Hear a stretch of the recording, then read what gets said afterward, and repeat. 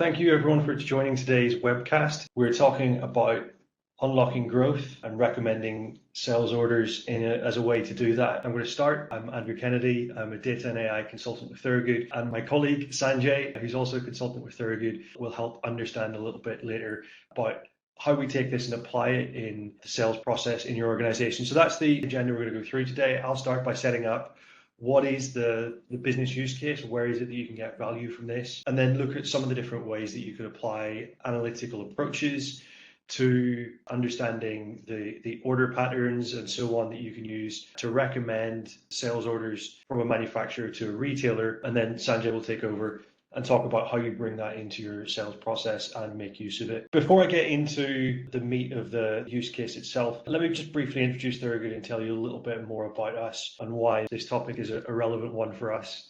So at Thorogood, we're an independent data and AI consultancy. We focus on end-to-end data and AI applications, data solutions. We do this by starting with the business focus, understanding what it is that organizations can do or are looking to do for their goals, bringing alongside that then an understanding of data and how we can use data within organizations to achieve those goals, and alongside that then the technologies that we can bring alongside to bring out the best from data and AI into delivering on those business goals. As a company, we operate across the globe, so we've got global offices. You can see the list on the screen. I'm presenting today from our Singapore office. We've also got offices in London, Philadelphia, Boston, Sao Paulo, and Bangalore. And we work through our global reach. That's relevant because we work typically for global organizations. And I've put a few of the different verticals that we typically work with at the top of the screen. We're not limited to those, but it tends to be that our customers will come from consumer goods, manufacturing, insurance,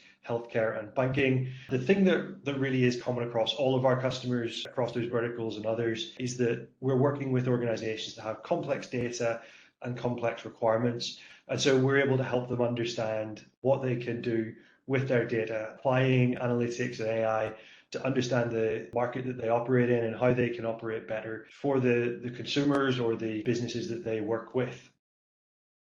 And so that's where we get to today's use case on recommending sales orders. We're talking here about a manufacturer recommending sales orders to a set of retailers. So there are different benefits, and there are benefits for both parties in this. So if we start with the manufacturer, you can think about several different benefits here, but to give some examples, first off, by recommending a set of orders, you can increase sales if people are picking up what you're recommending. You can increase customer satisfaction. So for retailers buying from you, it's easier for them to go through that order process. That increases satisfaction with the retailer, but also for the end consumer, if the products they're looking for are in stock at the right points in time, and you can recommend the orders that allow you to do that, that will increase satisfaction for the end consumer because they're getting the product at the point in time they want it. It can also help with inventory management. We'll talk a little bit about how you can use recommending orders, not just kind of using the data to understand what products you're going to sell best, but thinking about how you use it to suggest strategic products, pushing out new products you have in the mix. And one of the things that can help with is managing the inventory and pushing the products that you have on hand. Then one of the benefits for a retailer, first off, the order process is easier and we can streamline that. That makes it easier to manage your inventory as well. Product availability, making sure you have the right thing on the shelf for the consumer at any point in time and making sure that that's the benefit. And then again, increasing sales. So like I say, this is something that's a benefit both for a manufacturer and for the retailer. And actually, I haven't got icons for it on the screen, but when we've been looking at this with our customers, who typically are the manufacturers in this scenario, some of them have been selling through distributors, and there are benefits in the mix for a distributor as well, in that it helps the distributor understand which products are more likely to sell and in what quantities, and so they can more readily go into a retailer and make the recommendations, and it helps them with the selling process as well. Also, in cases where there's perhaps each distributor has multiple manufacturers that they're working for, then it's useful to do this because the manufacturers who are making these kinds of recommendations, it makes it easier for the distributor to know which products might be relevant for a retailer, which they should be recommending. And therefore, with those distributors, they're going to stand more chance of pushing that manufacturer's products when the distributor has information on which products are going to sell best with a retailer. Some of the benefits on the screen, but when we've been talking to customers about this use case, it's something that we explored. We explored it first a few years ago, put in place a kind of first stage product with them, and then more recently we've explored it with other manufacturers in other scenarios. And so we're bringing different ideas together here, but the first three of these objectives are the ones that we had in that first scenario that we came across, and something that really is in common across all of these systems. The first, increase availability, making sure that the right products are available to the consumer at the right point in time. The second objective, extending the mix. So going beyond the products that are on the shelf available to the consumer at the minute, which are the other products that if they were on the shelf, the consumer would want to buy them. If we can identify those products, it's a benefit to the retailer because they'll sell more new products. It's a benefit to the manufacturer because it's getting out a larger range of their products and into the hands of the consumer as well. So extending the mix is important. Promoting strategic products. This is something that's really important from the manufacturer side. If there are specific products that you want to push at a point in time, whether it be products that you've identified as your high margin products that you want to push for growth on, or high growth products that you want to make sure you're getting the right margin on, making sure that you're selling those into the right scenarios, or whether it's new products. We'll talk about some of the different ways that you can increase the sales of those strategic products by recommending the right orders at the right time. And then this fourth objective is one that wasn't really caught in that original scenario, but something that we're seeing more and more as we're talking to manufacturers. Manufacturers are looking at online order systems, even for the retailers. So sometimes we're talking about online orders direct to consumer, but increasingly also as part of the order process for retailers. And that could be direct online orders that the manufacturer will fulfill to the retailer. In other scenarios, we're seeing the manufacturers setting up online order systems where the fulfillment is still by a distributor, so kind of partnerships going on there. But in those cases where there are online orders happening, we'll talk about some of the differences that makes to the way that we can make recommendations. And in all of these scenarios, for all of those objectives, what we're trying to do is base the recommendations that we're making on the data somehow.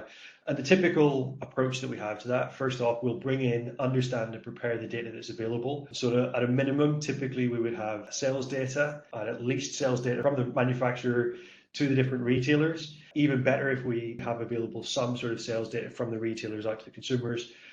But I'm aware that's not always the case. Certainly in the cases we've looked at, sometimes we've based it on less data than that, just what's available from the manufacturer to the retailers. Bringing in information on the different customers. When we say customers here, we mean the retailers. What information do we have on those different retailers? It could be size, it could be volume of sales, various different bits of information, geographical information that we can bring in.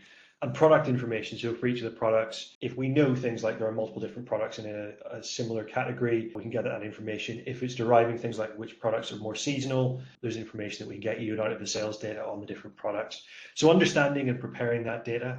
And then we can build in analytical models. And I'm going to talk through in just a minute some of the different analytical approaches we can apply to each of the objectives that we've mentioned. And from that, generating a set of recommendations that we can take out to the retailers to recommend what they should be stocking in their stores. So when it comes to understanding and preparing the data, I just want to spend a minute looking at how some of this sales data looks. It's very tempting to think that all of our sales data is very clean. We have historical data going back many years and it's all going to be perfect. Well, that's not usually the case. And so pulling out an example here, I've changed the product names, but this is an example of what the quantity sales could look like to an individual store in one of the examples that we worked on. So I know this data is from a few years ago, but this is exactly the same as what we would see when we're working with customers today for a lot of the sales data from the manufacturer to the retailer. And some examples of the challenges we have here. Like I said, we don't like to think our data is all perfect and we have sales every month for every product into every store. But for this particular store, there are 4 products where that's the case, but we've got sales across every month. In some ways, that's the easiest to deal with. But there are other scenarios here. So we've got 2 products in this mix where we've got recent sales, but it's sold once. That could be various different things. It could be products that they've purchased and they just haven't sold them all yet, or it could be products that they've tried and they haven't been selling well, so they don't want to buy them again. So for those products, it's a bit harder to make the recommendations, but we might want to keep them in mind and say, maybe try it a second time. For other products, maybe it has been the case that they stocked them in the past, they've run up to a certain point. That could be because we've discontinued the product. It could be because that store has realized they're not selling well and they've stopped stocking them. But in those cases, again, that's giving you some ideas on what the scenario might be. You might want to try it again, but more likely those are products that they've stopped stocking for a reason. Then there's other scenarios, and in this case, this was actually the majority of products, the majority of stores. With this manufacturer, we were seeing that there's intermittent sales. So they're getting sales in some months, not in others. Likely what's happening is the retailer is purchasing in a bulk of products. Could be because the distributor doesn't have it every time. Could be because they're just buying in bulk, knowing that they can hold it on their shelf and then waiting till it sells down to a lower quantity before selling more out. So there's something more we need to do in that scenario. And so this is where we need to think through the different analytical approaches that we can apply based on our understanding of the sales that are happening across the products and across the different retailers. So let's look at the approaches we can take, and really the approaches align to the different goals that we have. And we're going to take in turn each of the 4 goals, talk just a little bit about some of the analytical approaches that we can apply. So first, increasing availability. Here we'll put 4 different examples on the screen of ways that we can use historical patterns. This isn't all the approaches, and certainly when we get into applying this with a specific manufacturer and a specific set of retailers, we'll get into a lot more depth on some of the things that we can apply here. But to give you an idea of how we start on it, there are things we can try like linear trends, right? Quite often there's a growth pattern that we can pick up. Data is not going to be perfect, but we can pick up the trends from that. A lot of the time we'll see that certain products will be seasonal in nature. That might be because we're putting certain sales patterns in and pushing them, say, in the run up to Christmas or at the end of the year. In other scenarios, the seasonality might be driven by stereotypical example, ice cream sells well in the summer. We work with a number of healthcare organizations. In those scenarios, it can be seasonal because there's a cold or a flu season or certain illnesses that transmit more over the winter, and that will affect the products sold in those cases. So various different drivers of seasonality, but you can take that into account if there's a trend that goes over the course of the year. Then on top of the linear trend, on top of the seasonality, you can start to apply underlying factors. That could be marketing campaigns that we run on a kind of point in time basis. It's not a regular thing, but we'll run it a couple of times a year, maybe when we decide it's needed. Or it could be moving festivals. So things like Easter, if you're selling chocolate, that could be a big thing, like in our example. Or it could be, I had a customer a few years ago in Vietnam where they were selling certain products, and that was really driven by the Lunar New Year there, where they had an alignment of certain products that were sold in that season. So seasons that move can be modeled as well as the underlying factors, and there are different things that we can bring in. The other one, and the one that came in really in the example that I showed you a minute ago in terms of the intermittent sales, there are approaches that we can take to smooth those intermittent sales out and really get to what is the underlying demand that is happening, or that we can model across the months. Even though the sales are intermittent, we expect the demand is probably smoothed a bit over time, and there are analytical, statistical approaches that we can apply to smooth the intermittent sales over time. The key across all of these approaches is really if we can understand what that demand is over time, and we know what the sales into the retailer have been, so we know what products they've brought into stock. If we can model both what's being brought into the retailer and the demand that's likely to be selling out, then we can estimate what their current stock levels are and recommend how many more items do they need to buy to get it into stock, and make sure that there's a bunch of the products they're going to sell, but also a safety margin to make sure that if sales go up by 1 or 2 units over the course of the month, that's not a big problem. They've got enough on hand. And so, like I say, in the scenario that we worked with that customer a few years ago, that was a really big thing for them because they knew some of the products were going out of stock. And we were able to look at how we model historical patterns to recommend how they can make sure that those products, they've got enough stock on hand in the stores. Let's get on to the second goal then, extending the mix. And this can be referred to as upsell and cross-sell. And I've got 3 different areas on the screen here that we can look at for upsell and cross-sell and base it on the different things that we have on hand, the data that we have. So the first is if we've got data on the products. If you think about the recommendations that you get from an online retailer, let's say Amazon, as a consumer, really a lot of the approaches that we apply looking across from manufacturers selling to retailers take similar approaches. There are obviously differences, but there are a lot of similarities that we can bring in as well. So here, looking at the product, stores that sold this product also sold, as your example there. From a retailer perspective, we can look at similar stores in terms of, say, I would call it store demographics. That might be geographic location, size of the store, the types of customers who shop there, if you can get that information. And then based on similar stores, you can say similar stores to this store also sold these products, and that could be useful in making recommendations. And then the third type, interactions. So if you've got information on the interactions that, say it's an account manager or the distributor has been having with the retailer, if you can get that information fed back, you can say based on what you've shown an interest in the past, based on what you've been looking at and looking for more information on, we can look for more information on that, use that to make those recommendations. And some of the analytic approaches that come in there, and these approaches can often be applied across those 3 different axes in different ways to get a different understanding. But the analytical approaches we can be looking at here, benchmarking, so looking at, based on the other retailers that we see, how would we expect this retailer to perform? Maybe taking other retailers of a similar size with a similar set of products across the line, like for each product, how would we expect them to perform, and then compare what we actually see to that expectation and benchmark them that way. Association rules, so that can often apply to when we see a combination of 3 or 4 products that are being sold in a store, other stores that are selling similar sets of 3 or 4 products, then what's the 5th or the 6th product that you would bring in alongside those and run that for various different sets of products. Association rules helps see for customers, for retailers who are buying similar things, here are some of the other things you would bring in. Collaborative filtering, if you can get any sort of similarity score, so a similar store or stores buying similar products, again, we can bring those things in and look from the collaborative filtering approach at modeling the products that we might expect to sell in that scenario, how this retailer compares. Finally, clustering, starting to look at groups of retailers.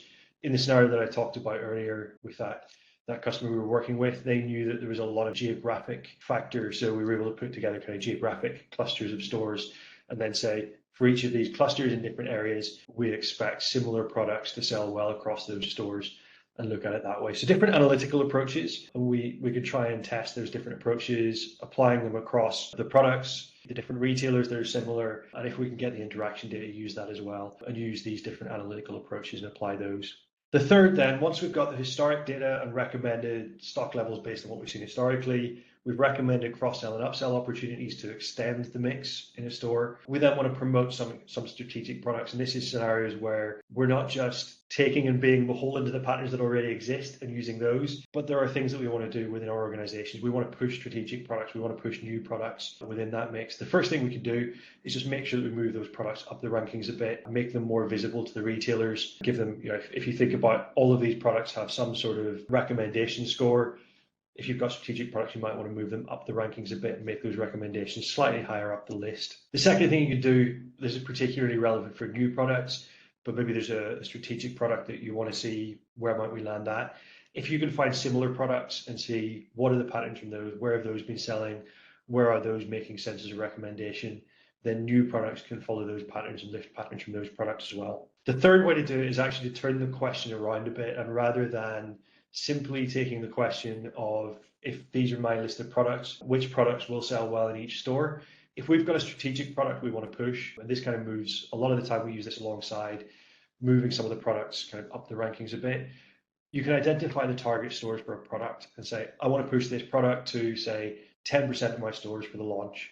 Which 10% of the stores does it make most sense to launch this product in? And look at the question that way around.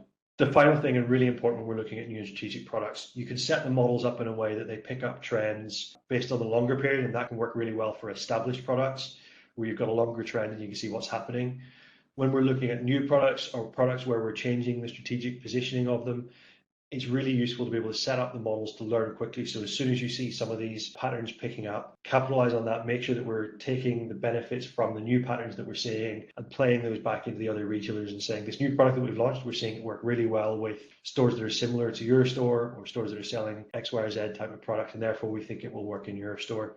So set the models up to learn quickly so that you're capturing those new patterns and pushing the new and strategic products in that way. The final thing that I'll touch on before I hand over to Sanjay to talk about how we actually apply this in the sales process is improving online orders. And like I say, this is something that is becoming a more and more important topic for manufacturers at the minute, as the way that the sales patterns work is becoming more digital over time. Sales are more driven by those online orders, even going from the retailer to the manufacturer as an order online. There are extra things that we can do, and sometimes referred to as hyper-personalization, at least when it comes to how this is applied to the consumer. Like I say, picking up some of the patterns from what's done by online retailers selling to consumers, we can take the same approaches and apply them from a manufacturer to a retailer. And here, the advantage is when you have those online order processes, there is richer data coming from those online interactions. So we mentioned before, if you can capture interaction data coming from the sellers, the salespeople, the distributors, or the account managers, whoever that is, if you've got information going online, you can see whoever's placing that order data. What are they searching for? What are they looking at? What are they spending most of their time on? What are they coming back to again and again? And start to see those things. If they're placing those orders in the virtual basket, making sure that you're prompting them to buy them. And we can pick up online data in that way. The other thing you could do is make more dynamic recommendations, whether that's pushing recommendations to them, email, push notifications if it's on mobile or through the web browser. Also making sure that the recommendations are changing over time. So you don't want a static list of recommendations. You might want to be making more suggestions, maybe even in some cases adding a little bit of randomness in so that we can test new products and seeing which of those products are landing with whoever is doing the buying at the retailer end. And in that way, using dynamic recommendations to capture more online data and kind of feeding the loop here so you get more rich online data leading to more dynamic recommendations and updating those recommendations as the user interacts with the order system. So just to run that up, taking those 4 different processes, looking at the historical data, using that to make sure that we're recommending products in a way that allows the retailers to hold the right levels of stock, optimize their stock holding so that they have the right things in stock for the consumer when they want to buy. Upsell and cross-sell, improving and extending the mix so that, again, the benefit for the manufacturer and the retailer if you can get that wider range of products into the store. Strategic products and new products and pushing those and making sure that there are levers that we can pull to get those products on the shelf and in place. And again, benefit for the manufacturer by pushing the strategic products. Could be a benefit to the retailer as well if there are products that are being pushed, maybe there's a marketing campaign behind it, making sure that those products are available to the consumer at the right point in time when they want it. And then finally, thinking about how we apply evolving and emerging patterns of how people are placing these orders, how we're collecting data about it and improving. As we improve the data that we have, we understand better which of these orders are landing. We can improve the recommendations based on that and updating those recommendations over time. So with that, I'll hand over to Sanjay to talk a little bit more about how we bring those different components together and integrate that into our sales process so that we can get those orders landed with the retailer.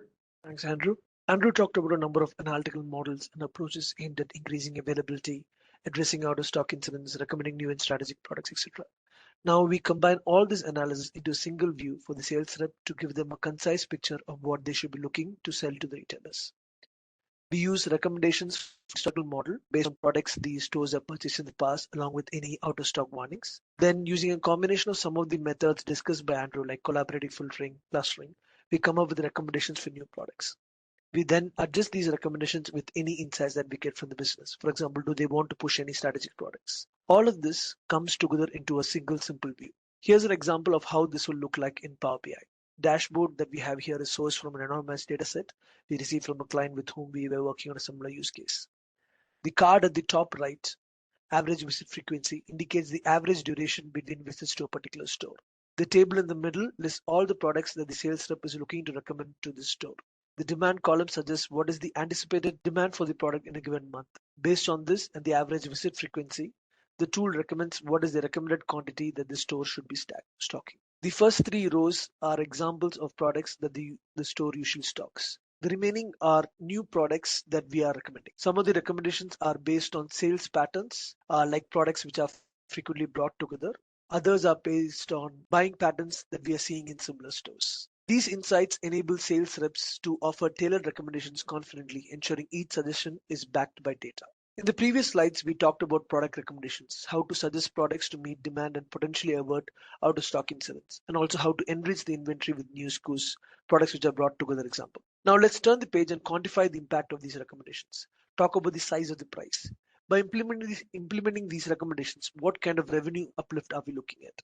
As the baseline, we'll take the current average monthly sales levels that we are seeing in the market. In the data set we showed previously, that's about £2.7 million. Then we take all the possible recommendations to the retailers, add to the value of all of those, and we arrive at a theoretical total for all the recommendations. Now, to see this level of growth, we need all of the retailers to buy every single product that we are recommending and at the quantities that we are suggesting. But is this realistic? It is not impossible that we might achieve that. Maybe it is something that we should target, but it seems a bit optimistic when we are trying to get this size of the price out at the end. So maybe what we want to do is temper our targets a little bit and consider what happens based on the number of recommended SKUs that were stopped. And so we have different levels that we have calculated. The first case is none of the new recommended SKU is taken up by the retailers. And even in this case, we found that just by avoiding the out of stock, there was a reasonable level of uplift, around 18%.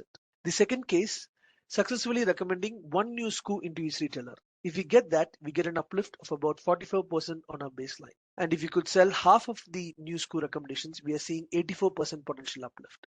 Even with conservative adoption rates, the figures speak volumes about the potential uplift in revenue. Having explored the size of the price and the substantial revenue uplift our recommendations can generate, let's pivot to the practical side. integrating these insights into the retail sales process. Imagine a retailer's app or sales interface, a tool they use to select products and specify quantities for orders. We could pre-populate these interfaces with our recommended order quantities. Taking a step further, we could spotlight additional products, that is, those often brought together or items reflecting buying patterns observed in similar stores. This integration transforms our recommendations into tangible actions, turning insights into orders with a few clicks. By embedding our data-driven suggestions directly into the sales process, we not only make adoption effortless, but also help maximize the sales potential with each order. The next step of the journey is implementing an iterative feedback cycle. We monitor the overall market performance, understand the market context in which the recommendations are being made. We then track out-of-stock occurrences, identify gaps in inventory and demand forecasting. We analyze cross-sell and upsell recommendations. We ensure they resonate with customer preference and current trends. We take feedback. We take feedback from the sales rep using the recommendation model.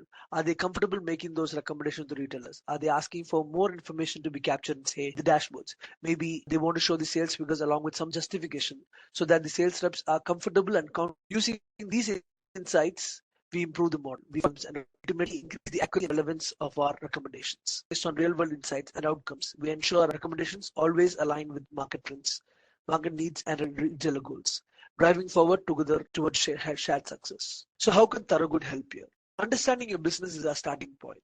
We delve deeply into the unique challenges and opportunities your business faces, aligning this insight with a strong technical background, knowledge of the latest technological offerings, and a robust understanding of AI and ML. Together, this enables us to uncover opportunities precisely relevant to your business needs. We start with the proof of concept. We identify the right data sources, establish appropriate data cleansing and transformation processes, apply the right analytical models, and help to visualize the results effectively. We then transition to a productionized solution. Drawing on Thorogood's experience, we implement robust data governance and effective monitoring and establish a feedback mechanism, all essential for the continuous improvement of the model. Next, we expand.